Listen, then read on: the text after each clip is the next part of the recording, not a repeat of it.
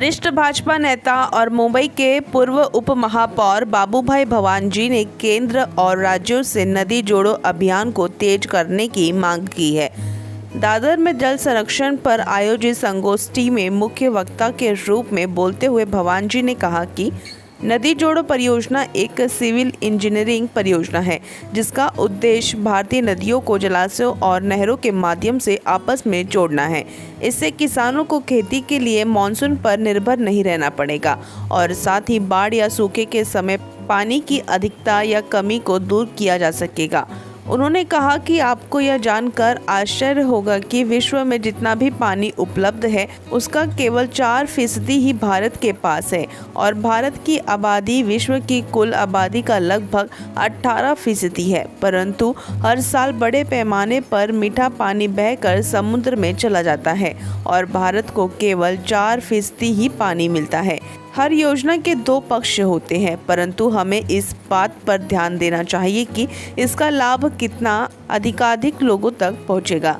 उन्होंने बताया कि इस परियोजना के तहत भारत की 60 नदियों को जोड़ा जाएगा, जिसमें गंगा नदी भी शामिल है।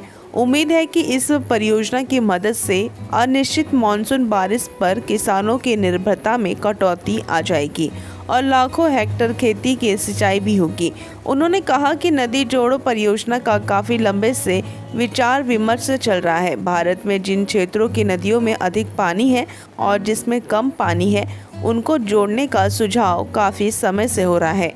भवानजी ने कहा कि नदी जोड़ने के अभियान से सूखे तथा बाढ़ की समस्या से राहत मिल सकती है, क्योंकि जरूरत पड़ने पर बाढ़ वाले नदी बेसिन का पानी सूखे वाले नदी बेसिन को दिया जा सकता है। गंगा और ब्रह्मपुत्र क्षेत्र में हर साल आने वाली बाढ़ से निजात मिल सकती है। सिंचाई करने वाली भूमि भी तकरीबन 15% तक बढ़ जाएगी और 15,000 किलोमीटर नहरों का और 10,000 किलोमीटर नौवहन का विकास होगा, जिससे परिवहन लागत में कमी आएगी और बड़े पैमाने पर दोनों ओर बाजू में वनीकरण होगा और तकरीबन 3,000 टूरिस्ट स्पॉट बनेंगे। लोगों को रोजगार से पीने के पानी की समस्या दूर होगी और आर्थिक रूप से भी समृद्धि आएगी। अब तो भारत सरकार को इस कार्य के लिए काम शुरू करना चाहिए।